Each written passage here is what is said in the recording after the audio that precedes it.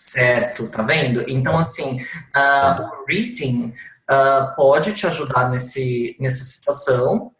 Você consegue tirar uma nota maior e quando for dividida a sua nota por 4, você vai conseguir ter uma nota bem melhor do que você esperava. Por exemplo, Foi o item que puxou minha nota para cima, na verdade.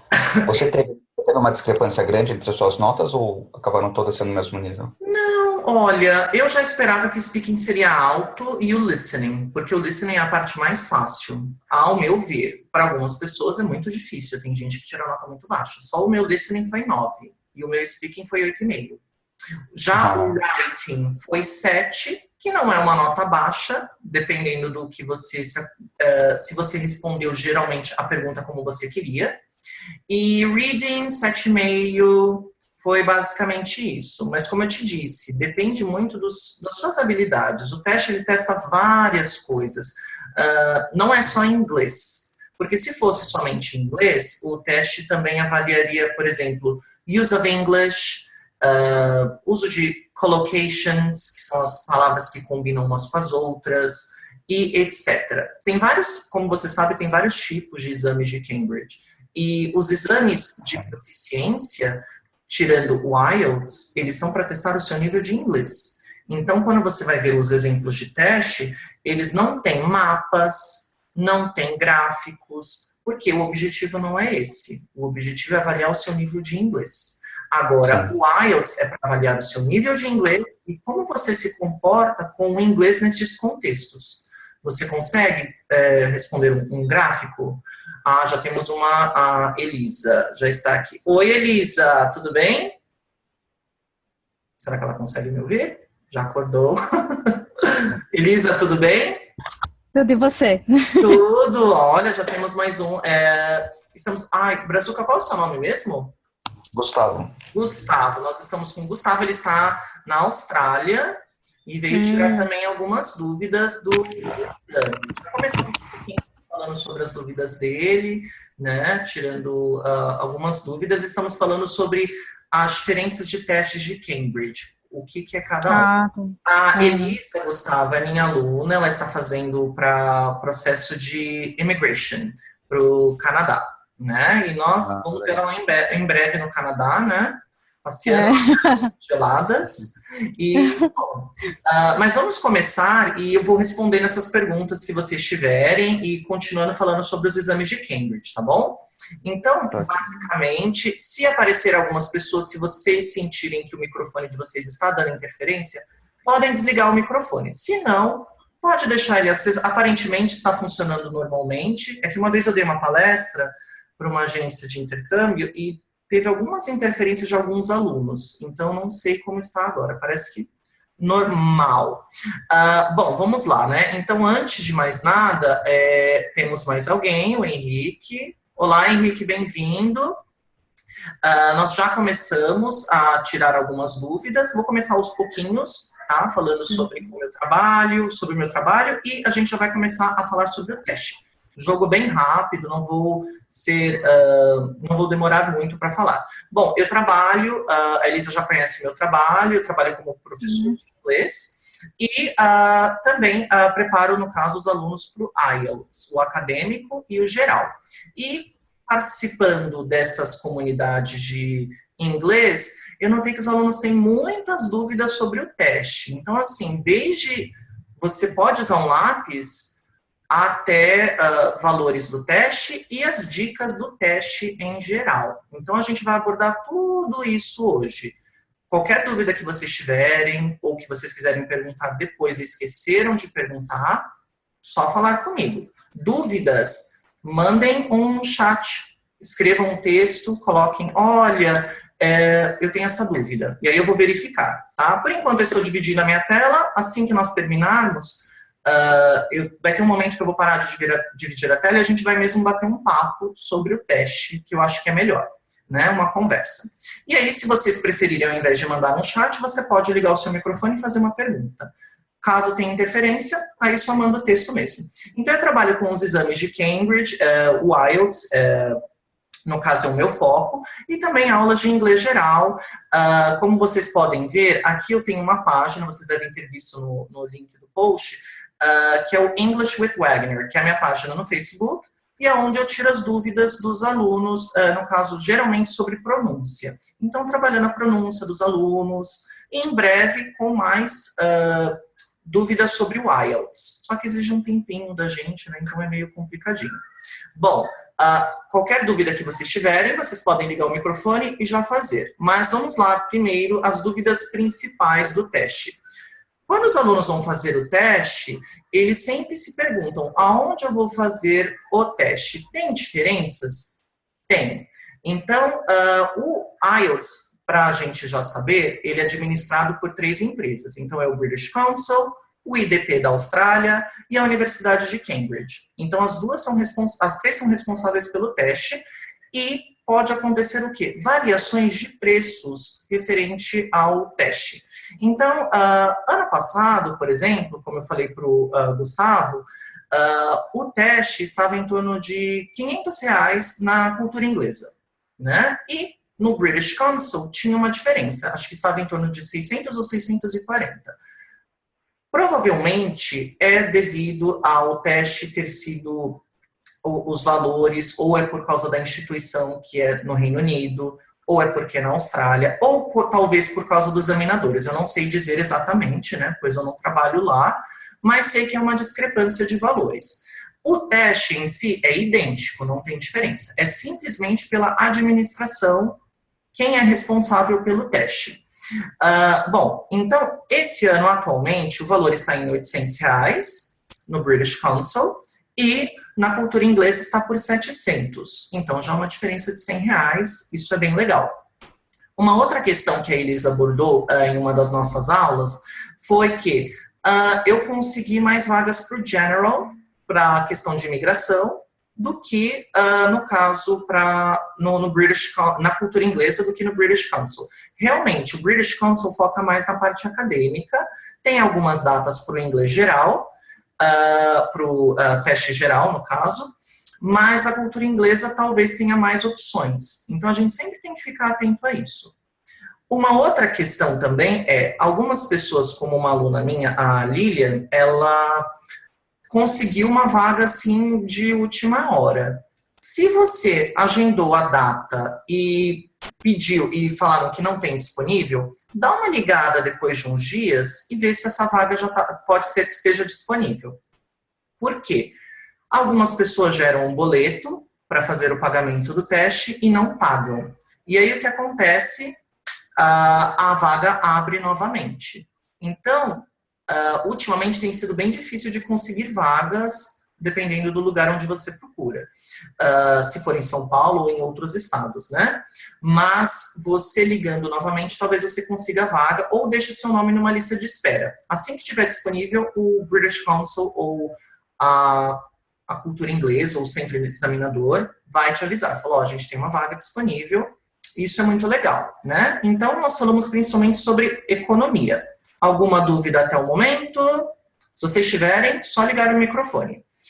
Bom, agora nós vamos falar sobre regras do exame. Então, tem algumas perguntas que os alunos sempre têm. Por exemplo, o que você pode fazer durante o teste? Você pode usar um lápis e borracha durante a prova. Alguns alunos às vezes trazem caneta, não pode utilizar caneta.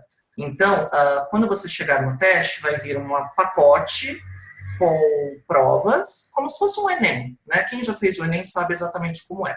Então, tem todos os testes, tem folhas contadas, não existem folhas a mais. Se você cometer um erro, já era. Então, por isso que a gente tem que usar sempre lápis e borracha na prova. Dependendo do centro examinador, você pode utilizar um relógio analógico, tá? Isso pode, como eu disse, variar dependendo do centro examinador. Tem centros examinadores, por exemplo, como o British Council, dependendo da unidade, não se aceita. Na cultura inglesa, em São Paulo, não sei como é em outros estados, pode-se utilizar. Então, não houve problema nenhum ao utilizar, eu vi outros alunos utilizando, não teve problema. Como você vai ver o horário da sua prova? Vai ter um relógio digital bem grandão, dependendo do centro examinador, a cultura, por exemplo, tem uma tela e o tempo vai correndo.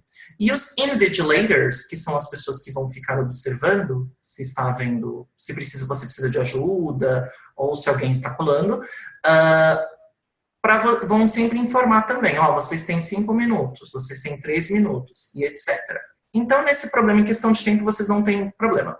Vocês podem trazer água numa garrafinha, comida não pode, não é permitido, e você pode utilizar o banheiro, sem problema nenhum. Mas você tem que pedir para que o examinador autorize, e só pode sair da sala depois que outro aluno voltou. Não podem sair 2 alunos ao mesmo tempo. Então, você tem que esperar. E evitar de sair, né, porque o tempo não é parado da prova para você, no caso. O que não pode ser feito? Como eu disse, não pode utilizar caneta.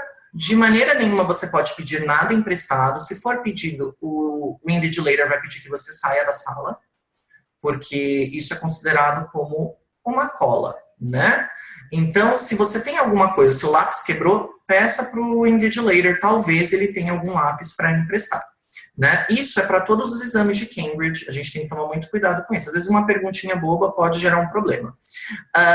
Como eu disse, não pode utilizar relógio digital e proibido o uso de celulares ou qualquer aparelho eletrônico. Onde eu vou guardar as minhas coisas?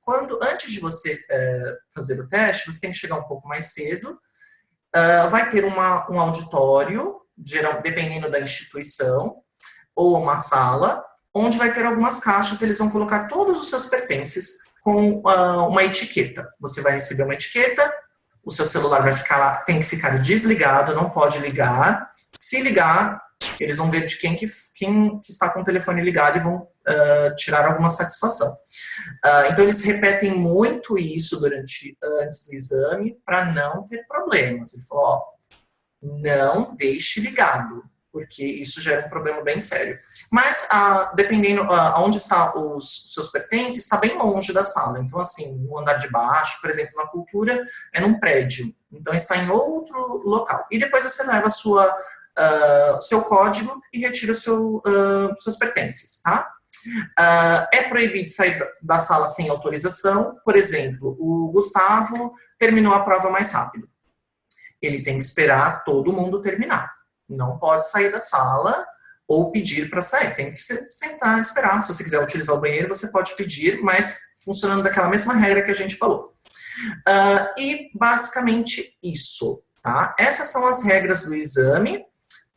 Vocês têm alguma dúvida referente às regras? Elisa, Gustavo, Henrique? Vamos ver, aqui não tem nenhuma dúvida. Não tenho. Ótimo. E você? Não, Henrique, não, por enquanto você não. consegue ouvir? Não sei se o Henrique está ouvindo. Mas, vamos ver, aqui tem o chat. Certo, o Henrique está sem microfone. Tudo bem, qualquer dúvida você escreve aqui no chat, tá? Bom, agora vamos falar sobre os exames. São 2 tipos, o academic e o general. Para quem já sabe que vai estudar, fazer um college e etc., você vai utilizar o teste acadêmico, tá? Agora eu acredito que eu posso parar de dividir a tela, porque as informações são bem simples, né? E vai ser basicamente o que eu vou dizer. Bom, são 2 testes. O acadêmico é para quem vai fazer um college, vai fazer uma pós-graduação, vai fazer um MBA, um doutorado e assim por diante. O general, como é no caso da Elisa, que é minha aluna, é para quem vai fazer o processo de imigração, seja do Canadá ou talvez da Austrália e talvez do Reino Unido, dependendo da situação do aluno. Tem um outro teste que é dado, mas é um teste bem simples, é diferente desses. Bom, o teste acadêmico e o general são muito parecidos, apesar de às vezes você não encontrar disponibilidade nas unidades que você vai fazer o teste. Por exemplo, você liga, não tem general. Não é muita gente que faz o general, não são tantas pessoas que fazem o processo de imigração para poder trabalhar no Canadá, principalmente, né? Ou na Austrália, Nova Zelândia. Então, isso depende. As semelhanças dos testes são A parte de speaking é a mesma, as perguntas são idênticas, então vocês podem fazer no mesmo dia. Se, vamos supor, você vai fazer o teste geral, tem várias pessoas que estão fazendo o acadêmico. Eles vão perguntar para você, você vai fazer o acadêmico ou o geral? Mas isso já tem que ter sido avisado antecipadamente. Eles vão te dar o teste geral. Então, as provas são diferentes. O listening e o speaking são iguais. Reading, totalmente diferente. Então, são tópicos diferentes, assuntos diferentes. E vou dar alguns exemplos daqui a pouquinho. E o writing, a parte 2, é igual também. Às vezes muda um pouquinho a pergunta, mas nada diferente, assim, tão diferente assim. Parte 1 do teste, o writing tem 2 partes, nós vamos abordar isso. Então, assim, a parte 2 é igual, já a parte 1 é diferente. Então, são testes diferentes, o preparo é diferente também. Na minha opinião, dependendo do seu conhecimento de inglês, seu nível linguístico, o teste acadêmico ele é mais difícil, né? A parte de leitura é mais complicada, os textos são, os termos que são utilizados, os jargões das áreas, podem fazer o aluno ficar um pouco confuso. Quem já tem costume de fazer o teste, ler textos acadêmicos, vai ser super fácil. Por exemplo, o Gustavo comentou que ele tirou 9 na parte de reading. Ele tem o costume de fazer leituras de texto acadêmicos, então é mais fácil. Uma outra coisa que nós estávamos conversando é referente aos exames. Tirar notas, o exame é assim, ele basicamente avalia a sua competência linguística e, ao mesmo tempo, como você lida com situações do dia a dia. Por exemplo, você está na faculdade, será que você consegue ler um gráfico e fazer um resumo de um gráfico? Porque é o que geralmente você tem numa faculdade. Mesmo que o tópico que você vai estudar seja moda, né? É isso que o teste quer saber. Será que você consegue ouvir o seu professor dando instruções e preencher um mapa e, ao mesmo tempo, lê-lo? Será que você consegue fazer tudo isso? É isso que o teste quer saber. Então, não é necessariamente referente à proficiência na língua só. É também habilidades que você desenvolveu até a sua fase adulta. Então, uma pessoa que consegue ler, consegue o compreender e assim por diante. Quem não tem o costume, vamos supor, o Henrique não consegue não tem costume de ler textos acadêmicos, mas o inglês dele é muito bom, ele fala super bem. Então, pode ser que ele tire uma nota um pouco menor. Por quê? Por questão de vivência. Falta de experiência de fazer essa leitura pode te dificultar. O Gustavo foi muito bem no reading. Pode ser que ele não vá muito bem no speaking, porque ele não fala muito com falantes da língua inglesa, não necessariamente nativos. O teste em si, em questão de níveis de dificuldade, não é muito alto. Tanto que ele é separado dos outros exames de Cambridge. Então, o formato é diferente também. Nós estávamos falando sobre isso.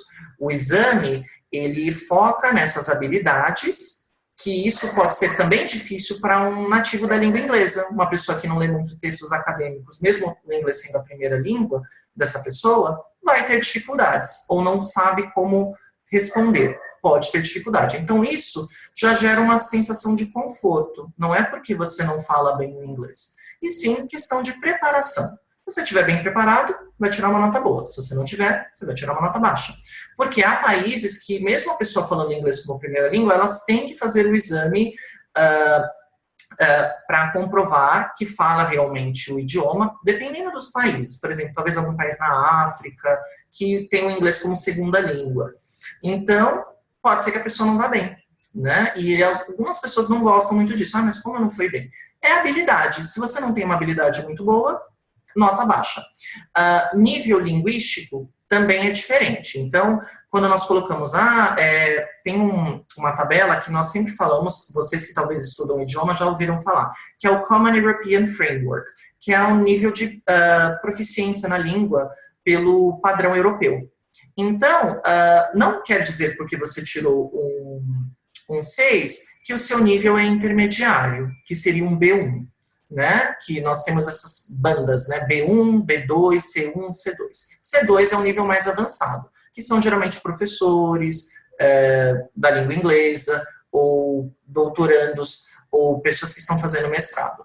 Mas, como eu disse, então isso não quer dizer que o seu nível é diferente. Para isso, se você quer saber realmente isso, você tem que fazer um exame de Cambridge diferente. Tanto que os outros exames não têm mapas, não tem algumas outras atividades que tem nesse exame do IELTS, porque o objetivo é só competência linguística. E pronto. Alguma dúvida até aí? Qualquer dúvida? Não tenho. Não tem, Gustavo? Vamos ver aqui. Temos. Não, ok, ótimo. Então, basicamente isso são as diferenças dos testes, tá? Se você quiser comprovar a sua competência linguística num nível maior que o IELTS, você tem que fazer um outro teste, tá?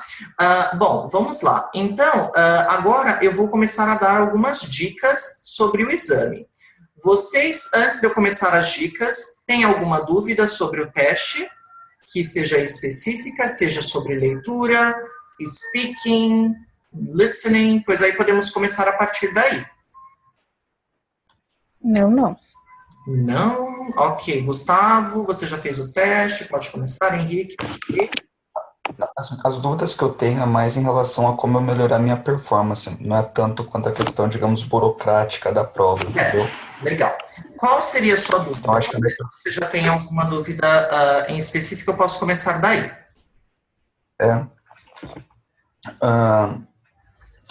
Queria primeiro saber em relação ao listening, o que você recomenda para eu melhorar o meu listening? Quais técnicas? Tudo bem. Então vamos falar primeiro sobre o listening. Eu acredito que a parte mais simples, eu diria, do teste, não os sotaques são australiano, britânico ou americano. Mas quando você for ouvir o teste, é muito tranquilo. Não é nada assim complicado. Para mim, pelo menos, né? Eu acredito. Eu já fiz atividades de listening com os meus alunos que são bem mais complicadas. São sotaques mais fortes, o escocês, e o irlandês e assim por diante. Então é bem claro. Uma dica que eu posso dividir com vocês é: vocês têm que assistir, basicamente, o que a gente sempre ouve, né, dos outros alunos falando nesses canais de YouTube, que seria assistir um seriado em inglês, você pode assistir um que te interesse. Tentar, a primeira coisa que você também tem que tentar é assim, são duas técnicas. Você tem que entender o contexto geral, sobre o que é o assunto do vídeo que você assistiu, sobre o que é o podcast que você ouviu. Bom, se eu entendi a ideia geral, então a minha compreensão auditiva está legal. Próxima parte, dados mais específicos.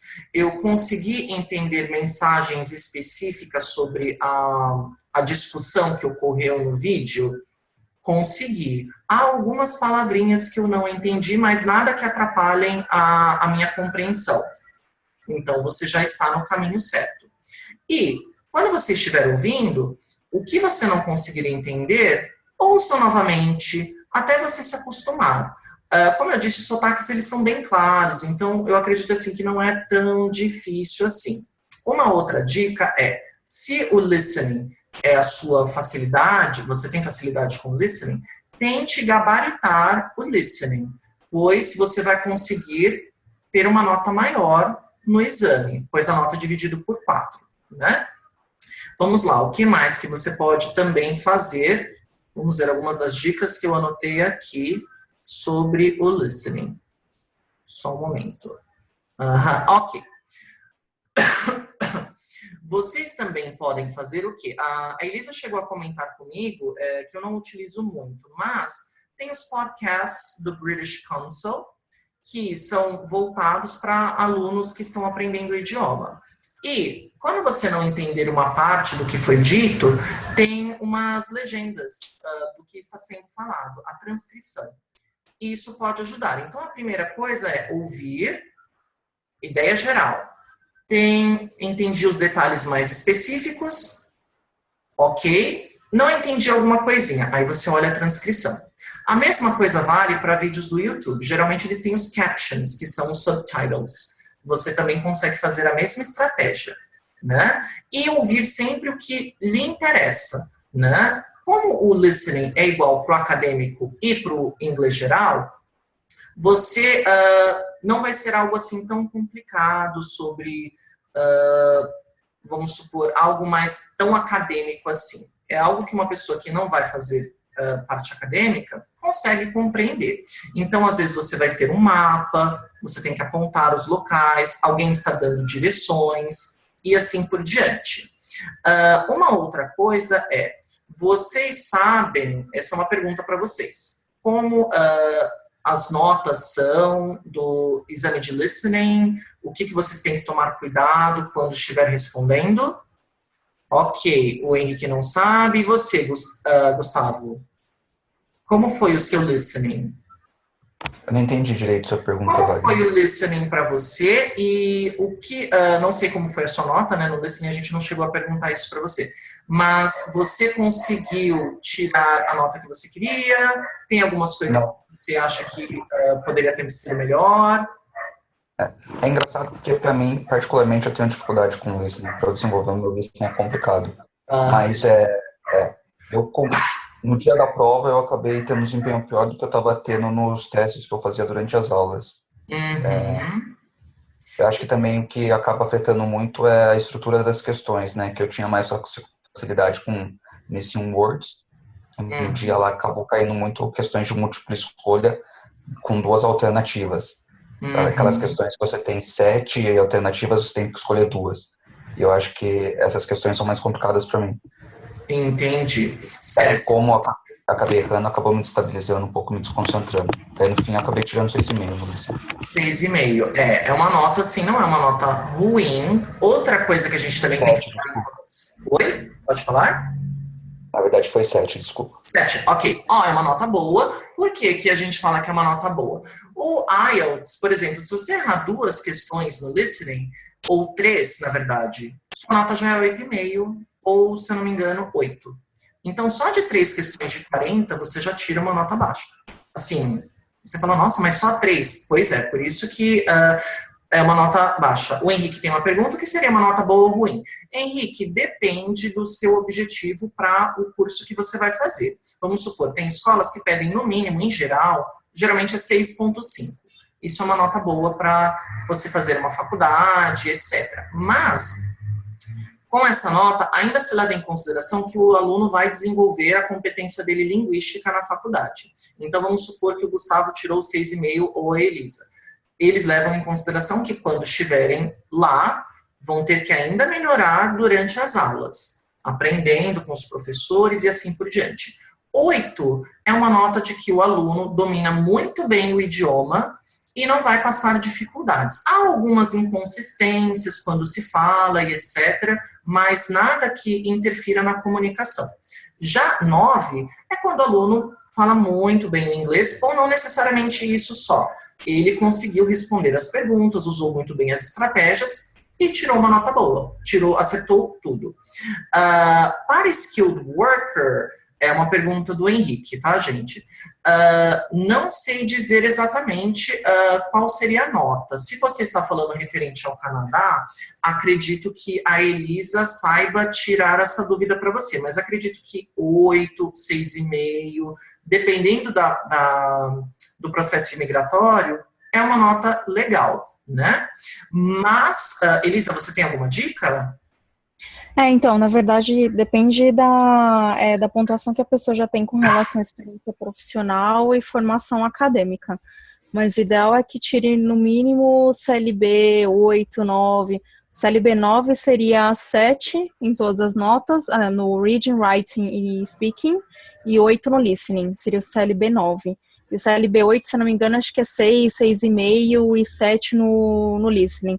Mas o ideal é tirar pelo menos no CLB 9, para ter uma pontuação boa. O CLB seria o quê? Essa abreviação que você disse? Então, é uma classificação deles lá. Então, eles têm um tipo de classificação, aí definem as notas dentro do IELTS. Certo. aí para poder somar essa pontuação. Mas acho que o ideal é o CLB9, que é 7 em todos e 8 no listening.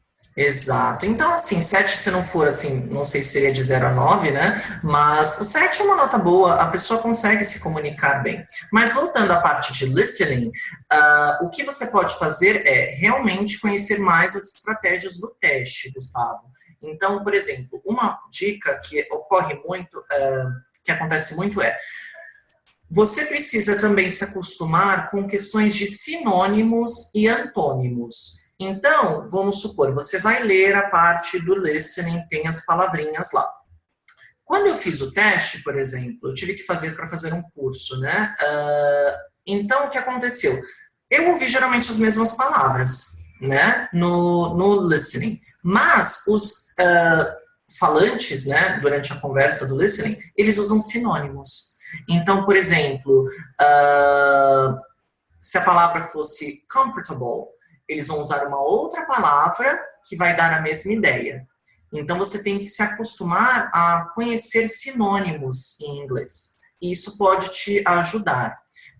Porque eles não vão dar exatamente as mesmas palavras. E, além disso, porque a ordem é sempre a mesma. Então, se você já pegou a resposta número 1, a 2 já é em seguida. Se você ainda não ouviu a 2... ou se você já ouviu a resposta 3, você esqueceu de responder a resposta 2. Só que o que eu indico é pula e continua. Não deixe, como você falou, eu me atrapalhei e acabei ficando perdido no que eu tinha feito. Continua a responder. Sempre dê tempo para você para ler as perguntas do teste, pois isso vai te ajudar muito. Então, assim, eles falam, você tem 30 segundos para fazer a leitura. Leia pelo menos umas 2 vezes. Assim, uma leitura bem dinâmica. Lê bem rapidinho. E outra questão. Faça perguntas para você mesmo. Então, por exemplo, quando tem um espaço pedindo uma informação, as perguntas que você tem que fazer quando vai preencher a lacuna é um adjetivo? É um substantivo? É um número? Quantas palavras eu preciso? É só uma? Então é só uma palavra. Se eu colocar 2, já está errado. Mas faz sentido se eu colocar, mas não é o que o exame pediu. Que há algumas coisas que os alunos não gostam muito do exame. De certa forma, eles têm razão, né? Assim, acho que não tem muita necessidade. Mas só adicionar uma letra a mais, você já perde nota. Então você já tem que pôr isso em mente. Quando falar one word or a number, é só um número ou uma letra. Se você colocar mais que isso, já está errado. Isso também é uma dica, isso evita erros no teste. Então, como eu disse, sinônimos, antônimos, se acostumar com isso. É um adjetivo? É um número? É um substantivo? Isso já vai te ajudar. Será que é um advérbio? Não sei. E fazer perguntas para você. Aonde? Quando? Qual o horário? E, baseado no que você está lendo do formulário, vamos supor, a parte 1 é a mais fácil, né? Vai aumentando o nível de dificuldade. Você vai olhando o tópico e pergunta, é sobre aluguel de carros. Quais as palavras que eles provavelmente vão usar? Então, o automóvel, por exemplo, lugar para estacionar, e assim por diante. Então, assim, palavras que se relacionem ao tópico. Você já faz um brainstorming, né? Você já consegue fazer pensar nas palavras que provavelmente vão cair e você já está mais preparado para responder. Isso tem que ser feito. E também, nesse sentido, você está fazendo uma previsão, né, do que vai cair no teste. Assim, já sei. Então, deixa eu ver aqui. Eu tenho um exemplo do listening. Vamos ver aqui. Ok. Vamos ver aqui se nós temos um exemplo. Ok. Tá. Então, quando, por exemplo, pede assim, type of apartment requested, isso é um application form, né? Oi, Marília, tudo bem? Seja bem-vinda. Meu nome é Wagner, nós estamos fazendo o Tirando Dicas. Nós estamos falando sobre o listening. Qualquer dúvida é só você colocar no chat, por gentileza, ok? Bom, então, tem o tipo de apartamento, você tem que pensar. Ele vai falar o quarto, será que é one bedroom, two bedrooms? E prestar atenção no pedido da atividade. Quantas palavras estão sendo pedidas? Uma palavra? Então, eu só posso colocar uma. Então, é uma questão de prática. Às vezes, você está acostumado a dar mais detalhes. Tem que ser mais breve nos seus detalhes para evitar cometer erros. Ok. Não, mais alguma dúvida referente ao listening? Eu vou ver se eu tenho mais algumas dicas aqui para vocês. Gustavo, o que você... tem mais alguma dúvida? Você quer alguma outra dica que seria melhor? Podem falar, estou aqui a ouvidos. Vamos ver. Ok, ótimo. Certo, vamos ver se a gente tem mais alguma dúvida que vocês não estão perguntando. Eu anotei algumas coisas que seriam interessantes. Ok. Uma outra coisa são datas incompletas ou horas serão consideradas incorretas. Isso é muito importante. Ok, Elisa, tudo bem, por nada. Então, uma outra questão é essa mesma.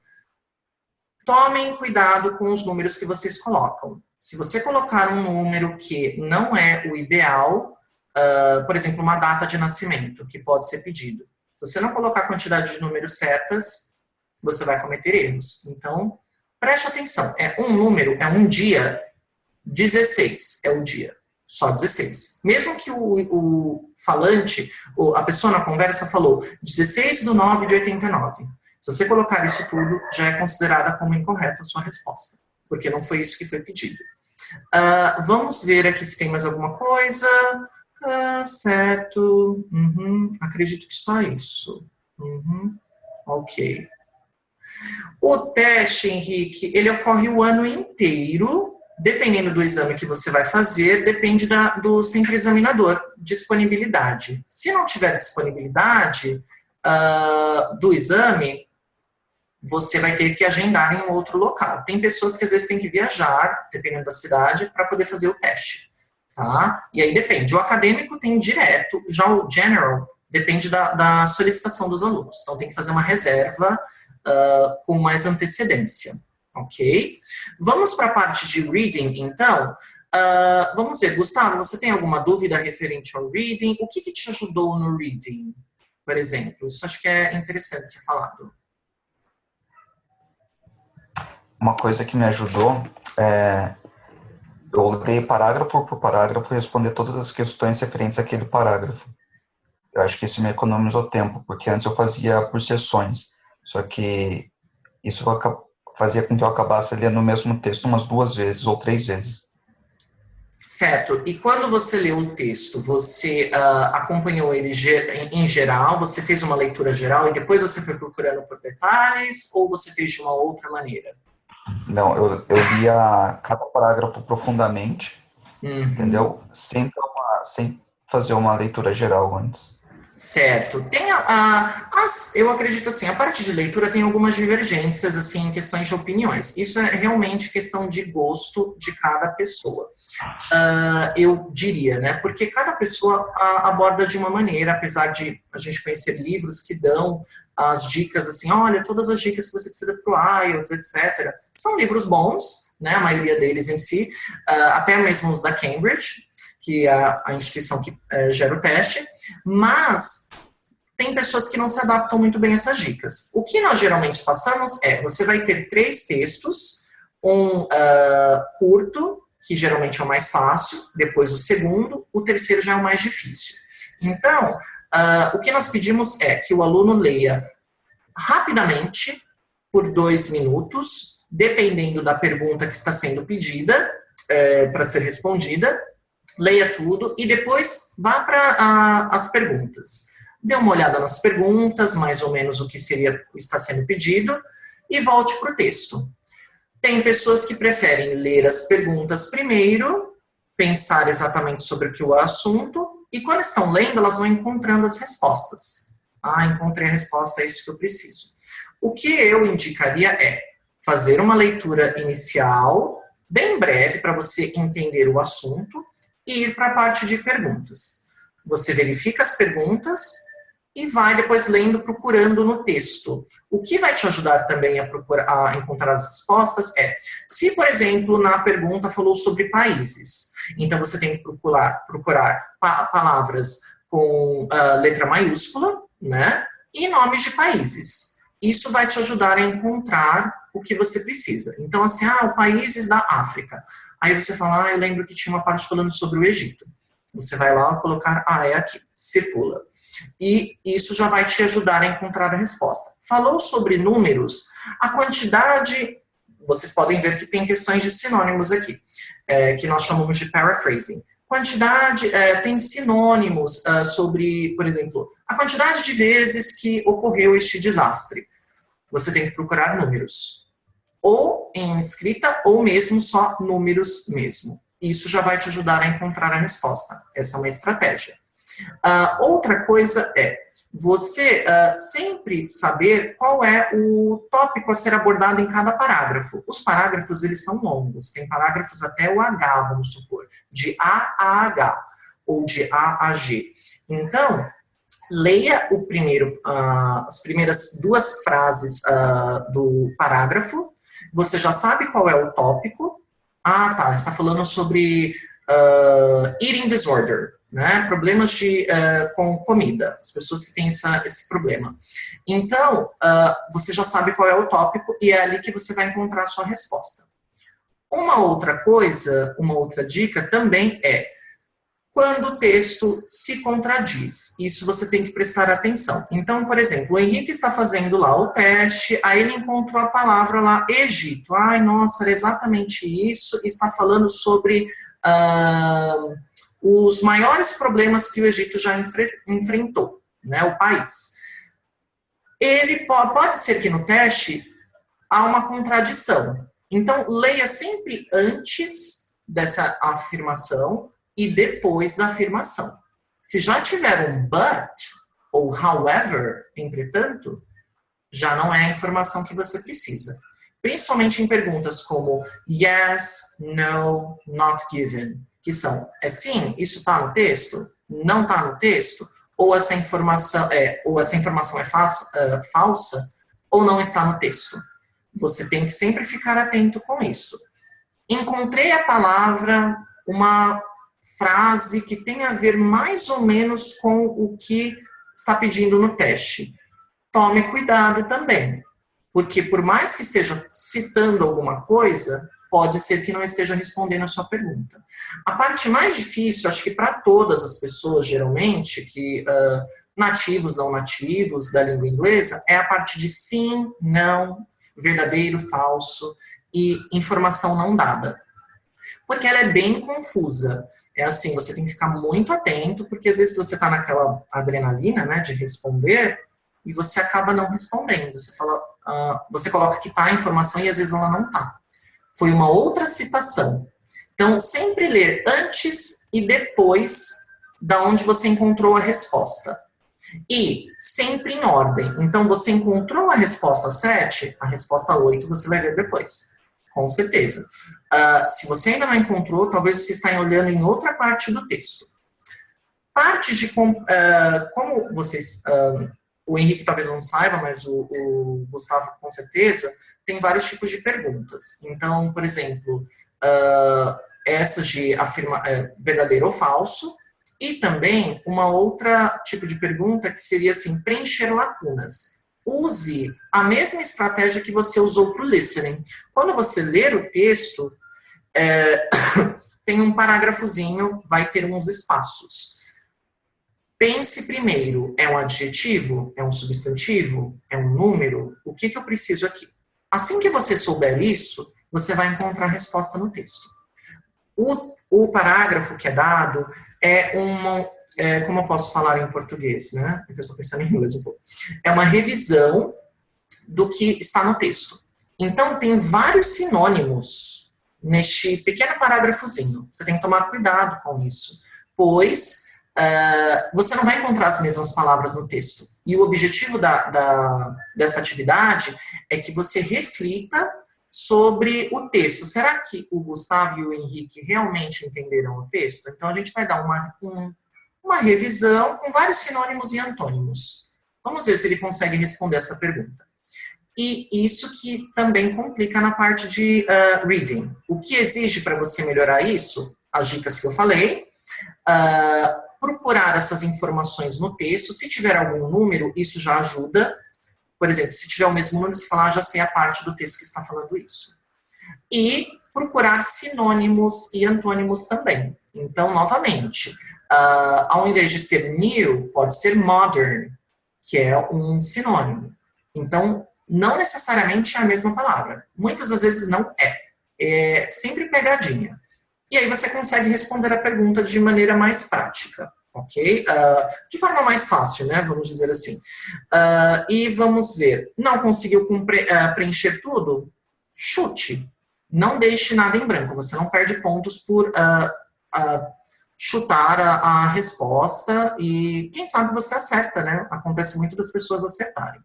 Alguma dúvida até aí do reading? Mais alguma dica que vocês gostariam? Para alguma parte do reading? Gustavo, Henrique? Não? Ok. E você, Henrique, tem alguma dúvida? Ok. Direto em 4 horas, tem algum intervalo? Ótimo, boa pergunta, Henrique. Não tem intervalo, tá? A prova dura em torno de 3 horas e meia, tá? Então, assim, ela é bem rapidinha. Quando você for sentar, ela passa muito rápido. Quando eu fiz, basicamente, a prova, passou, assim, super rápido. A parte de speaking você pode fazer no dia ou você pode agendar para um dia que você prefere. Por exemplo, quando eu fiz no dia de manhã. Já fui logo de manhã fazer e no mesmo dia, porque é longe da minha casa. Mas você pode agendar para um outro momento. Falar, quero fazer em um outro dia, né? E sem problema. Então, dura umas 3 horas e meia. Você tem 10 minutos para passar as respostas do listening para uma folhinha. Reading, você não tem tempo. Então, você já tem que colocar as respostas lá. E os invigilators, que são as pessoas que te observam, vão estar sempre falando, olha, não esquece. Não é uma questão de pressure. É sim avisando, gente, por favor, não esqueçam, porque todo mundo quer que você tire uma nota boa, né? Ninguém está lá para te atrapalhar, e sim para te ajudar. Vamos falar, então, a parte de writing. Como você foi no writing, Gustavo? O Gustavo já fez a prova, né? Como você saiu? Gustavo, você está ouvindo? Sim, sim. Oi. Acho que é a parte mais difícil. Sim, né? Não é fácil. Como que você se saiu, você acha, de acordo com o que você estudou? Você já fez o curso, né, de IELTS? Sim. Como foi? As minhas notas estavam oscilando entre 6,5 e 7 nos testes que eu fazia durante as aulas. Eu acabei tirando 6,5 no dia. Mas eu acho que, particularmente para mim, a Task 1 é mais complicadinha, é mais chatinha, entendeu? Uhum. Sim, realmente. O mais complicado é a questão do tempo também. Certo, isso mesmo. Vamos lá, o Henrique já perguntou quais as dicas de writing também. Então vamos lá falar basicamente. O writing do acadêmico é gráficos, tabelas e vamos ver o que mais. É basicamente isso. Talvez um processo. Pode ser que sim, deixa eu ver. Porque às vezes sempre aparecem umas perguntas meio doidinhas no teste. Acho que sim, é basicamente isso. Geralmente gráficos, tá? Vamos colocar assim, gráficos, tabelas, que é o que mais cai. Então, isso ajuda. Uma dica para se preparar. Primeira coisa é estudar todo dia. Fazer escrita todo santo dia, se possível. Claro, deixa um dia para descansar também, né? Porque ninguém é de ferro. Como que eu vou estudar? Primeiro, você precisa utilizar textos de respostas que alguma pessoa deu, ou o próprio livro deu do IELTS, sobre o exame. Então, o que você vai fazer é, por exemplo, eu tenho esse livro aqui. Aí no livro tem um exemplo de uma escrita, uma resposta, exemplo. Você tem que analisar o que foi pedido, qual foi a nota que a pessoa tirou, no caso, porque tem um professor que escreveu, colocou essa daqui é uma nota de alguém que tirou 9, acertou tudo. Então, ele deu a introdução, ele conseguiu, vamos supor, na parte 1, que são gráficos, comparar os gráficos, qual foi a mudança mais drástica neste gráfico. Então, vamos supor, no ano seguinte de uma pesquisa sobre vendas, 90% das pessoas compraram online. essa informação você tem que colocar. Se você não colocar, você já vai perder ponto. Porque você é a parte mais drástica, né? Você não pode colocar todos os detalhes, porque isso quer dizer o quê? Que você não fez o resumo, né? Não houve um resumo do texto, do gráfico, no caso. Então, as diferenças maiores que você viu. Coloque todas essas informações, faça comparações, o uso de palavras tem que ser bem definido. Então, houve uma estagnação no ano de 2012. So, the sales plateaued in 2010. Você tem que se acostumar com essas palavras. São palavras técnicas que, assim, são usadas para descrever gráficos. As vendas nivelaram no ano X. É uma maneira de se escrever também. Então, assim, você tem que usar essas partes, escrever melhor. Writing vale mais a parte 2. As pessoas falam assim, vou começar com o writing da parte 2 para depois fazer o 1. Isso é uma escolha do aluno, ele tem que também se responsabilizar por isso. Se ele só fizer a parte 2 e não fizer a parte 1, ele vai perder bastante ponto. Os pontos em si eu não sei dizer assim quanto, depende do examinador, né, como ele vai avaliar, mas evitar de não fazer a segunda parte, né? Tem que ser curta. Uma dica é, será que eu respondi no writing? São 150 palavras, parte 1. Parte 2, 250. Você colocou a quantidade de palavras, como que eu vou saber isso? Você conta as linhas e se acostume a escrever uma quantidade X de palavras por linha. Eu, por exemplo, geralmente escrevo 10 palavras por linha.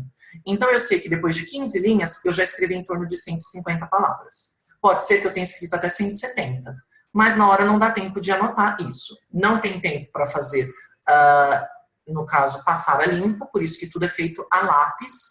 Então, se atente a isso. Uma outra questão, Henrique e Gustavo, é que vocês têm que dar 5 minutos, no mínimo, tá, para fazer como eu posso falar em português isso? Descrever o que você vai fazer.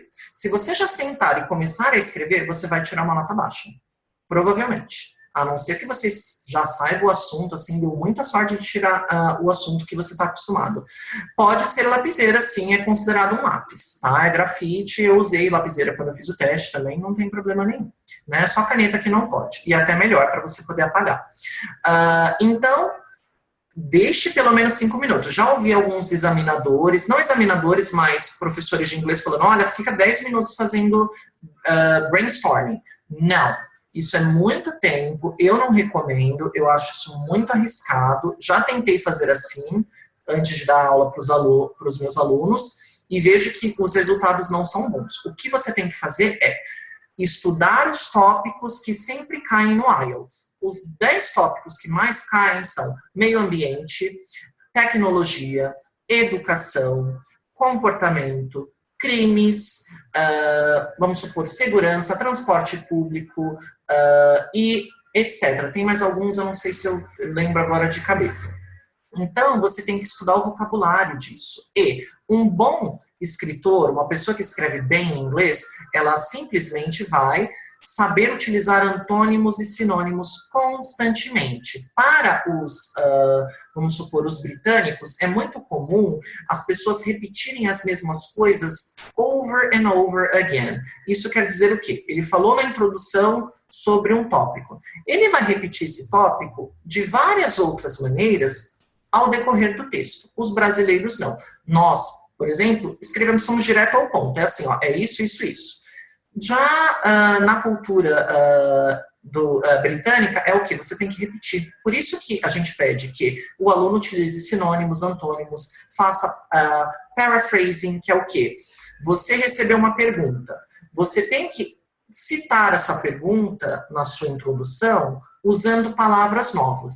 Como? Você pode inverter as ordens das palavras, começar do fim para como sendo o seu começo, e trocar as palavras. Você pode utilizar voz passiva, no caso, discurso indireto, e você já está mostrando que domina o idioma. Isso você já ganha pontos. O examinador vai falar, olha, este aluno consegue utilizar sinônimos, ele trocou as palavras, não repetiu as mesmas palavras do texto. Se não for possível fazer algo mirabolante, faça o mínimo possível. Você pode pelo menos inverter a ordem. Isso você já ganha pontos. Referente a isso vale para as duas partes do teste, indiferente do teste que você vai fazer, tá? Escrever é uma arte, vamos colocar assim, tá? Isso exige tempo, determinação e, assim, constantemente. O Henrique escreveu a primeira vez, achou que a redação dele estava uma porcaria, vamos colocar assim, tá? Ele pode, quando ele fizer a segunda, vai estar melhor. Isso é fato. Sempre vai melhorando. Então, todos os dias que você vai fazendo, você nota uma diferença. Eu, por exemplo, se eu ficar muito tempo sem escrever, você perde o costume. Só que aí depois que você escrever umas 2, 3 vezes, seu cérebro já está assim, já tá preparado para escrever bastante, rapidinho e etc. O teste foca em influência e também rapidez. Você só tem 40 minutos para escrever. Então, nós não estamos focando somente em qualidade. Se eu pedir para o Gustavo escrever um texto e falar, olha, Gustavo, não vou cronometrar o seu tempo, porque a gente está focando em qualidade, nós não estamos focando em agilidade. É o que eu sempre falo para os meus alunos. Qualidade em primeiro lugar. Depois você vai se acostumando com o tempo. Eu tenho 40 minutos, 5 minutos para escrever e etc. Pontos finais sobre o writing. Os bons exemplos, eu vou passar uns textos para vocês, vou pedir que vocês deixem um e-mail, eu mando para vocês todos esses sites, porque são vários, né? Desde leitura gratuita, que você pode conseguir um livro para ler, não estou podendo comprar um livro agora, tem algum livro gratuito que tem o meu nível de inglês? Posso passar para vocês, que é o que eu sempre divido com os meus alunos. Vamos lá, então, writing. O que você tem que fazer deixa eu ver aqui as minhas dicas, para que eu não esqueça de falar alguma coisa. Qualquer dúvida, coloquem já aqui. Então, vamos lá. Introdução. Você tem que introduzir o tópico que vai ser discutido. Você acredita que o meio ambiente, as pessoas precisam cuidar mais do meio ambiente? Preste atenção no tipo de pergunta. Está pedindo a sua opinião? Não está pedindo a sua opinião? Você tem que falar de uma forma geral, sem falar eu acho que tem que ser assim? Então, evite usar a primeira pessoa. Muitas vezes não vai pedir a sua opinião. Vai pedir assim, como se você fosse um repórter, né? Está lendo, está dando a sua opinião assim, sem defender nenhum lado. Nós acreditamos, vamos dizer assim, it is believed that people should protect the environment or forests. Você não está dando a sua opinião. Você está falando que alguém acredita naquilo. Isso mostra que você sabe separar as coisas. Isso é muito importante. Bom, vamos lá. Introdução, você tem que citar. Colocar o contexto do que vai ser discutido. Então, assim, citar o que foi falado na pergunta. Acontece que está havendo muita poluição no meio ambiente, etc. E estamos perdendo muitas florestas. É dito que muitos países estão perdendo as florestas, etc. Ou seja, não estou falando que é a minha opinião. Tem que haver uma controvérsia. Então, assim, entretanto, isso tem ajudado o crescimento das indústrias e melhorado a vida das pessoas. Você pode depois colocar se isso é bom ou não, nós vamos discutir no texto, tá? Então, assim, você já disse o que vai acontecer a seguir, nos próximos parágrafos. Vai ser discutido quais são as vantagens e as desvantagens dessa situação. É claro que depende da pergunta que está sendo pedida, você tem que prestar bastante atenção. Eu estou dando dicas gerais, né? Depois nós podemos marcar um webinar para falar só sobre o writing e as diferentes perguntas. E, como eu disse, responder, dar descrições dos próximos tópicos. Você pode fazer uma pergunta retórica? O que seria uma pergunta retórica? Perguntar alguma coisa para as pessoas. Será que isso seria a melhor maneira de se resolver? Geralmente o que nós pedimos é que você responda isso de imediato. Se você não responder de imediato, você vai ter que responder em algum lugar do texto. Se você fizer uma pergunta e não responder, você já perde pontos. Você pode responder ela no fim do texto. É um pouco arriscado, o aluno pode acabar esquecendo de fazer isso. Então, perguntas retóricas não são muito necessárias. Isso já também dá uma descrição do texto, mas se você prefere, só descreva o que vai ser abordado. Nos próximos parágrafos, X será discutido. Pronto, você já deu isso guia o leitor. O leitor sabe o que vai ler a seguir. Nos parágrafos, vamos falar sobre parágrafos. Primeiro, você precisa de uma introdução sobre o parágrafo, o que você disse na introdução. É bom ou não é? Vamos falar sobre as coisas boas primeiro. Começa com uma introdução. Depois disso, você vai dar, no caso, um contexto a isso. Então, você vai dar, no caso, um contexto sobre a introdução do seu parágrafo. Falando que tem muitos animais morrendo e etc. E assim por diante com a destruição do meio ambiente. Depois disso, você tem que fazer o quê? Você vai dar um exemplo. Esse exemplo não pode ser pessoal, muitas das vezes. A não ser que a pergunta diga, qual é a sua opinião? Dê a sua opinião, aí você pode colocar. Mas evite de usar a primeira pessoa, como eu falei. Então, você pode dizer que na universidade, isso não precisa ser real, tá? Na Universidade de Cambridge foi feita uma pesquisa que, devido às mortes desses animais, o equilíbrio do sistema, como a gente pode falar assim, de alimentação dos animais tem afetado também a nossa vida, porque nós não temos comida o suficiente, etc., né? Cadeia alimentar. Isso já mostrou que você, vamos dizer assim, sabe do assunto. A pessoa que está lendo não tem conhecimento nenhum sobre o tópico. Vamos imaginar assim, ele não entende nada sobre o meio ambiente. E aí você pode colocar, foi feita essa pesquisa, etc. Você já deu sustentação ao seu argumento. Então, passa uma confiança para a pessoa. Depois que você fez isso, você tem que resumir essas informações. Então, seria muito importante que fosse protegido o meio ambiente dessa maneira. Ou então, assim, na verdade não, colocar, devido a isso, muitos animais têm morrido e etc., há um desequilíbrio ambiental e blá, blá, blá. Então, você já resumiu aquela informação. Isso é um parágrafo perfeito. Todas as informações foram passadas. Introdução, argumentos, exemplos, resumo.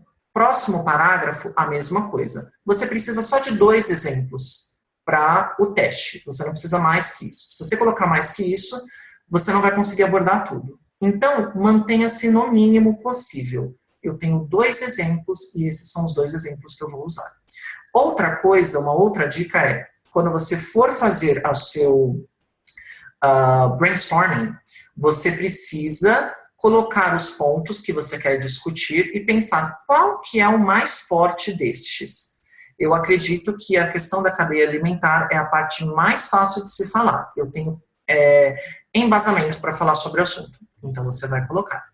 Eu acredito que também a parte da poluição nas cidades, eu tenho alguns exemplos muito bons. Os que tiver menos exemplos, você não conseguir falar, elimina. Não fala sobre isso. Fala o que você realmente consegue. Isso ajuda. Uma outra questão, não sei se eu cheguei a abordar, é escrever textos sobre vários tipos de assuntos. Porque essa questão de brainstorming é um problema. O aluno que não está acostumado a escrever sobre vários assuntos vai ter dificuldade, porque não escreve sobre o assunto, não sabe sobre o que falar, e no momento do teste não é hora de você tentar rebuscar, pescar na sua cabeça palavras que você já ouviu alguma vez na vida. Você já tem que saber essas palavras, você já tem que saber falar, vamos supor, environment. Aí, quais são as palavras que eu posso usar sobre environment? Vamos supor, as pessoas que protegem, né, ou que sabem sobre o assunto. Environmentalists, vai falar sobre educação. Teacher, educator, educationalist, e the class giver. São vários sinônimos. Isso mostra que você fala muito bem o idioma. Olha, ele usou vários sinônimos para não ficar repetindo palavra. Porque você lendo um texto que tem muita repetição de palavra, não é muito agradável. Então, quanto mais sinônimos você tiver, ótimo. Mas isso você não vai poder fazer na hora do teste. Você já tem que saber. Né? Claro que você não tiver tempo para estudar, aí você tem que fazer o que tem disponível, né? Não se sentir culpado por isso. Conclusão, ela deve ter um resumo das suas informações, básicas, tá? E, então, você vai resumir do que você falou na introdução e nos 2 parágrafos numa frase só. Chegando a esta...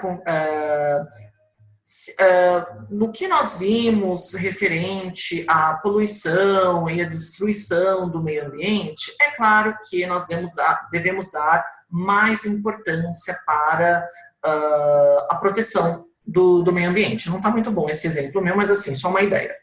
Você primeiro resumiu o que você falou desde o comecinho e deu uma conclusão. Pode ser na mesma frase, não tem problema. Então, uma frase grande, longa no caso, você pode colocar um resumo e depois você pode colocar uma conclusão. O que você chegou, né, nesse sentido de conclusão. Depois disso, você tem que fazer uma reflexão sobre o assunto. Seria interessante educar as crianças na escola a respeito disso, vamos supor. Então, você fez uma expansão e uma sugestão para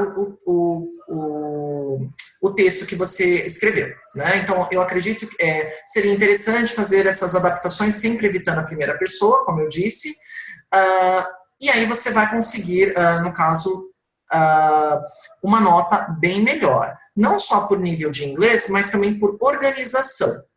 Você pode fazer essa sugestão ou então uma reflexão. É claro que se isso vai beneficiar, é algo que o governo precisa pensar a respeito e etc. Então, assim, como eu disse, não são muito bons assim, os exemplos muito específicos, é o que está vindo agora em mente. Mas, você passando essas informações, você consegue tirar uma nota melhor no teste e seguir isso. Como eu disse, pega um modelo de um texto, escreva o seu. Veja as diferenças. O que esse texto tem que o meu não tem? Faltou algo para suportar o argumento. Esqueci de escrever o exemplo. Acontece, mesmo que você tenha esquecido alguma parte, você ainda consegue tirar uma nota boa. Às vezes, porque nós sabemos que o aluno teve só 40 minutos. E a última dica do writing é: evite opiniões que são, assim, que podem não agradar o examinador. Por mais que ele esteja lá só para avaliar o seu inglês, a gente tem que tomar cuidado com isso. Então, assim, tudo bem que os tópicos são bem tranquilos, né? Vamos supor, você está falando sobre crimes, eu acredito que todo mundo tem que mandar, degolar, vamos dizer assim. Cuidado com a sua opinião, porque a pessoa pode acabar... A pessoa que está examinando, ela pode meio que se ofender com o que você está dizendo. Isso pode gerar um problema. Nossa, será que é isso mesmo? Isso acontece. Tá? É claro que nunca vai ser falado isso, né? Por isso que a gente, quando vai fazer uma leitura de um texto, a gente sempre tem que ler de baixo para cima, para não ficar dando opiniões próprias. Se eu concordo com o Gustavo, se eu concordo com o Henrique ou não. Então, quando eu vou fazer uma correção de texto, eu leio de baixo para cima. Então, eu vou lendo, ele respondeu, ele deu o resumo, e depois eu volto. Tem examinadores que não fazem isso, aí leem, não gostam muito do que o aluno escreveu. Então, assim, se você for... tem uma palavra que a gente fala, unbiased, que seria assim, não puxando para lado nenhum, você consegue tirar uma nota boa também. Alguma dúvida até aí? O que vocês acharam das dicas? Gustavo, Henrique? O Henrique está sem microfone. E você, Gustavo? Certo. Bom, eu espero que tenha ajudado vocês essas dicas. Vamos... ainda bem que vocês gostaram. Eu já fiz um curso de writing, na verdade, para a parte acadêmica, para professores, né? Então, assim, eu conheço bem essa questão de writing. E essas dicas que eu estou passando para vocês são jogos rápidos. É isso que você precisa. Claro que é muita informação, demora para se acostumar, né? Não é de um dia para o outro que a gente aprende a escrever um texto bom. Mas, claro que vocês têm capacidade para isso. Toda pessoa tem capacidade, né? É só uma questão de costume, escrevendo todo dia. E depois pode se tornar até... certo, tudo bem. Claro, Gustavo, certo. E com o tempo vocês vão aprimorando. Vai ser muito bom, ajuda bastante. Uma última dica é speaking. Vocês têm alguma dúvida de speaking? O que fazer no speaking? Eu tenho algumas dicas aqui, mas gostaria de ouvir de vocês. Ou escrito, né? Vocês podem escrever, né? Como funciona o speaking? São 14 minutos, 3 partes. Parte 1, de 1 a 3 minutos. Parte 2, você vai ter 1 minuto com um papelzinho para tirar notas a respeito de um cartão que o examinador vai te dar. Então, ele fala assim, olha, eu vou te dar esse cartão, você tem 1 minuto para fazer anotações a respeito. Sim, ok. Ok, ótimo. Accent Reduction também é uma boa pergunta. Deixa eu só pegar aqui a parte de speaking do meu livro, para ver se eu não esqueço de falar alguma coisinha e não falo alguma informação errada, obviamente. Tá, isso mesmo. Então, de 4 a 5 minutos, pergunta sobre a sua vida, na parte 1. Onde você mora, o que você faz, qual é o seu nome, você pode me mostrar o seu passaporte para saber se é você mesmo que está fazendo o teste. Tá? A discussão é gravada, o examinador não faz nem nada a não ser ouvir você. Às vezes ele anota o tempo, porque ele tem que seguir o tempo direitinho, eles estão sempre sendo observados para não ficar mais tempo com um aluno do que com o outro. Então, não é nota que você tira. Colocou um 8 lá, nossa, eu tirei 8. Não tem nada a ver uma coisa com a outra. É simplesmente anotações de tempo, tá? Isso ele vai fazer depois. Ele vai num dia, vai sentar lá, vai ouvir a sua produção. Tá, ele falou isso, isso, isso e isso. Eu vi que ele não copiou, não colou nada, diferente de um TOEFL, né, que você tem que gravar, pode acontecer uma cola. Já no outro, não. É uma pessoa que está te observando, ver se você não está muito hesitando muito, se você não está, você gravou essa resposta, você deu a sorte de pegar o mesmo assunto, e assim por diante. Parte 2, você tem de 3 a 4 minutos, como eu falei, Henrique, tem 1 minuto para você fazer anotações. Depois, tem um cartãozinho, né? Na verdade, você já tem um cartão que vai fazer umas perguntinhas para você. Descreva uma festa que você foi, como foi, quem estava lá, por que você gostou. Aí você fala por que você gostou, dá de 2 minutos, mais ou menos, você vai ter para falar, e depois o examinador vai te fazer umas perguntinhas a respeito sobre o assunto. Ele vai te perguntar algo a mais para criar um vínculo com você naquele pouco tempo que vocês têm, tá?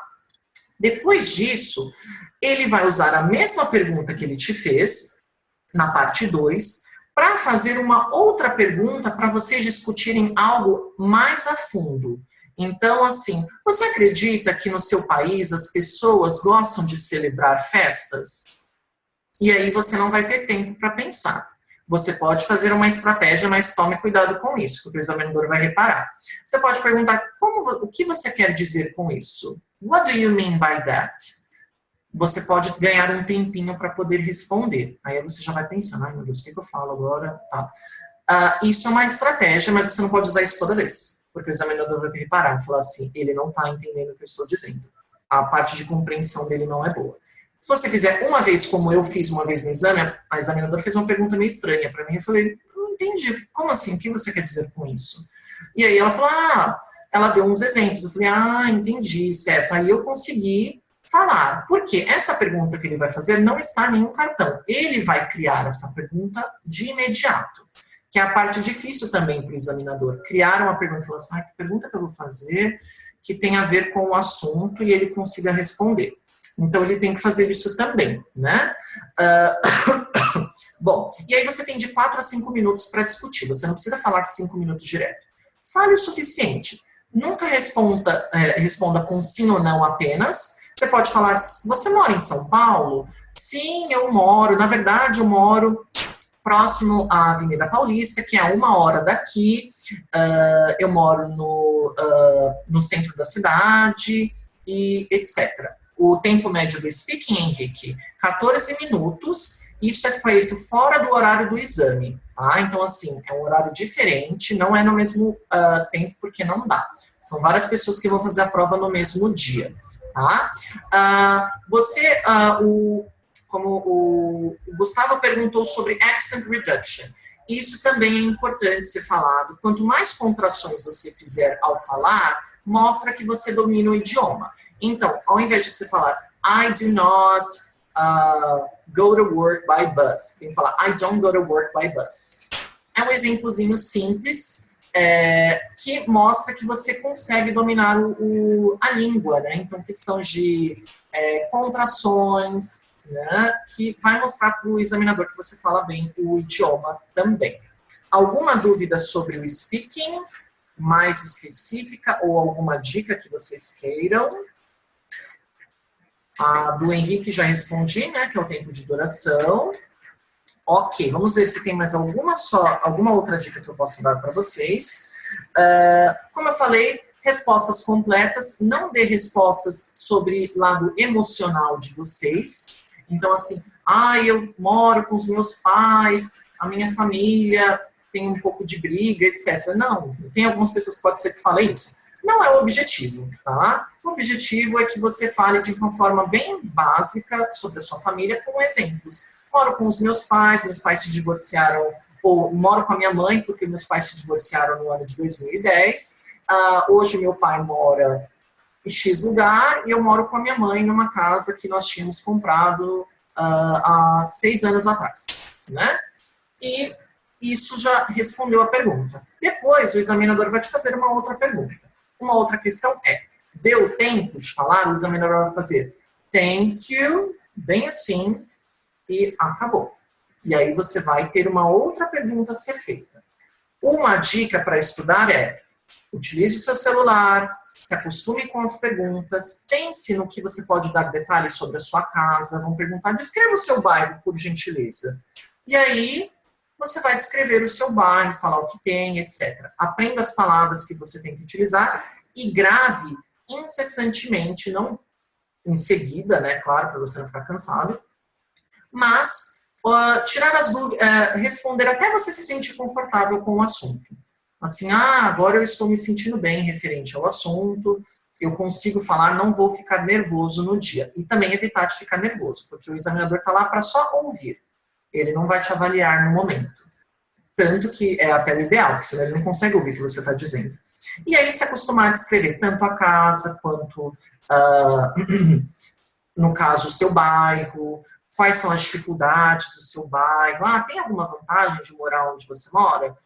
Tem, assim, tem uma loja de conveniência, tem um banco perto. O que eu não gosto particularmente é que é muito longe do centro da cidade, eu gostaria de morar mais próximo do meu trabalho. E assim, você respondeu a pergunta, você deu uma boa resposta, assim, não precisa ser um vocabulário tão complexo assim. Pode ser, às vezes, um vocabulário simples, que você se sinta confortável, vamos supor, o simple past, mas eu não usei present perfect. Mas se você não sabe usar, responda de outra maneira, né? Que você vai conseguir tirar uma nota. O objetivo é errar o menos que você puder. Tá? Erre o menos possível. Alguns errinhos não vão fazer você perder nota, de tirar, vamos supor, um 9. Isso não quer dizer nada. Ele cometeu uns errinhos, mas nada que atrapalhe a comunicação. A nota dele é 8,5. É uma nota muito boa, que é quase o 9, que é a máxima. Ele respondeu, ele deu os exemplos, etc. Mesmo que o Gustavo fala super bem inglês, ele não respondeu a pergunta do jeito que o examinador pediu. Então, ele vai perder pontos por causa disso. Olha, apesar dele falar bem o inglês, etc., ele não respondeu a pergunta que foi feita. Você gosta de ir em festas? Muitos dos meus amigos vão para festas, eles se divertem bastante, etc. Ele não respondeu se ele gosta de ir ou não. Ou seja, ele não compreendeu o que foi pedido. Já perdeu pontos por causa disso. É claro que o examinador, ele tem que ser bem imparcial. Lembrei a palavra em português. Só lembrava em inglês. Ele tem que ser imparcial. Então, ele está lá só para avaliar. Ele respondeu? Ele respondeu. Não respondeu? Não respondeu. Então, já perdeu ponto. Infelizmente. É claro que o examinador vai ver, não, olha, muito bom. E ele vai levar em consideração outras coisas, para poder você tirar uma nota legal. Então, assim, olha, ele usou contrações, o uso de palavras dele é muito bom, é vasto, o vocabulário. Esqueceu de responder a pergunta, e etc. Então, perde alguns pontinhos por isso. Outra coisa é não falar muito rápido. Por exemplo, a Elisa, quando nós começamos a fazer a avaliação dela, espero que a Elisa não se incomode, né, desse exemplo. Ela falava muito rápido. Eu falei, Elisa, você precisa falar um pouco mais tranquilamente, porque eu não consigo anotar não consigo ouvir direito o que você está dizendo. Está correto, mas respira. Como ela começou a falar um pouco mais devagar, ela errou muito menos, porque fica naquela ansiedade e você acaba errando muita coisa. E aí quando você ouve, você fala, nossa, ele errou muita coisa. Devido à afobação. Fale pausadamente, como eu estou falando agora. Eu gosto de ir em festas, eu fui a uma festa alguns dias atrás, aí dei uma pausadinha. O que eu gostei dessa festa foi que todos os meus amigos estavam presentes, eu geralmente não tenho tempo para visitá-los, e foi uma ótima oportunidade de revê-los. Falei de uma maneira tranquila, posso até falar um pouco mais devagar que isso, mas não muito também slow motion, né, que é o que a gente não quer. E aí você vai conseguir manter notas boas. Quando você for falar sobre personal identification, no caso, identifying yourself, giving information about your family, falando sobre a sua família, monte um formulário para você mesmo. O que meu pai faz, o que minha mãe faz, o que minha irmã faz, minha casa, quantos quartos, quais são os lugares que eu gosto de ir perto do meu bairro. Para depois, quando você tiver essa pergunta, você olha, já sei o que dizer. É isso que eu vou falar. O exemplo indifere, vai a seu critério. Pode ser uma resposta um pouco longa, como pode ser uma resposta curta. Por exemplo, vamos ver aqui, eu tenho um exemplozinho. I have a very small family, there's only my mother, father and me. I'm an only child. Como pode ser também uma coisa maior. I have a very large family, I have 3 brothers and 2 sisters, I'm the youngest. One of my brothers still lives with my parents. My other siblings have all married and moved to their own homes. Mais complexo. Mas se sua família é pequena, dê um exemplo curto. A questão é, ele respondeu e mostrou competência linguística, né? Proficiência na língua. E basicamente isso. Bom, eu acredito que são só essas dicas. É claro que tem muitas dicas que vocês possam tirar, né, comigo. Se vocês tiverem alguma dúvida, fiquem à vontade de tirar. Vocês têm alguma dúvida que surgiu agora? Gostariam de perguntar? Gustavo, Henrique, isso mesmo, ok.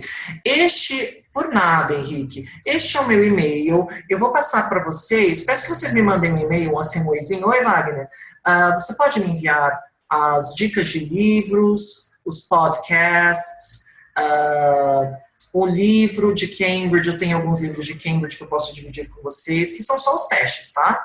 Para vocês estudarem e atingirem a nota que vocês precisam. A última dica é, estudem, façam bastante o teste. Eu não estou acostumada ainda com esse yes, no, not given, que é do reading.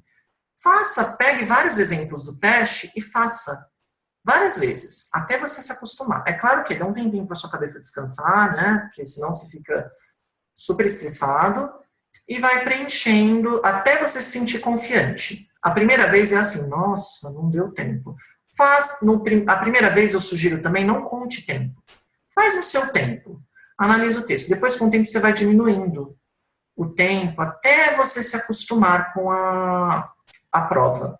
Isso ajuda também. Seja para o speaking, seja para qualquer parte do texto, do exame. Writing, escreve no seu tempo. Depois você vai diminuindo. Porque primeiro você tem que focar em qualidade, depois você foca em tempo. São coisas distintas. Tempo e qualidade. Às vezes, eu não consegui escrever em 40 minutos. Mas o foco da atividade era o quê? Primeiro, qualidade. Então, vamos fazer um texto bom antes de depois eu pensar em velocidade, que não é por enquanto não é o meu foco. E aí vocês vão tirando essas dúvidas. Caso vocês tenham mais alguma dúvida, como eu disse, mandem um e-mail para mim. O Gustavo vai fazer algumas perguntas agora e vou tirar algumas dúvidas dele, acho que é parte de, não sei se de pronúncia, enfim. E tem o meu site, tá? Como eu falei para vocês, no meu site tem algumas atividades gratuitas. Eu tenho um canal no YouTube, chama-se English with Wagner. Vou passar aqui para vocês. E no meu canal do YouTube, eu tenho várias atividades sobre pronúncia. Então, alguns vídeos são em português, outros são só em inglês. Quem não se sente confiante com inglês ainda, para compreensão auditiva, assista os vídeos em português, né? Tem vários vídeos em português, você consegue tirar dúvidas. O meu site é wagnerfelix.com, Wagner com W, né? E o que mais? No site também tem uns exercícios de repetição. para quem tem dificuldade com a ordem das palavras. Qual é a ordem dessas palavras? Como eu faço perguntas de forma correta? Tem uns exercícios onde você tem que ouvir e responder com a forma correta, né? Uma maneira de raciocinar, não é só repetição, é raciocínio também. E ajuda muito os meus alunos que têm dificuldade com a ordem das palavras, esquecem, fixa isso na memória. É claro que é diferente de fluência. Primeiro fixa e depois com o tempo você vai tentando improvisar, né? E os vídeos, né? E sugestões de vídeos. Em breve nós vamos ter uma página de grupo no Facebook, só o grupo, só para tirar dúvidas de IELTS e outras questões sobre pronúncia, que os alunos têm bastante dificuldade e que podem ser aprimorados. No English with Wagner tem todas as dicas e sugestões são sempre bem-vindas, ok? Muito obrigado por vocês terem participado. E assim que eu tiver algum webinar, eu vou passar para vocês. Essa gravação vai estar disponível no YouTube em breve, para que quem não conseguiu participar hoje, né, no sábado, possa assistir em um outro momento, ok? Muito obrigado. Algumas considerações finais? Caso não tenham, eu vou encerrar a gravação, ok? Só não vou encerrar, no caso, a reunião, porque o Gustavo tem algumas dúvidas. Vamos lá, ok, ótimo, certo. E você, Henrique, tudo ok? Certinho? Ótimo, obrigado por vocês terem participado.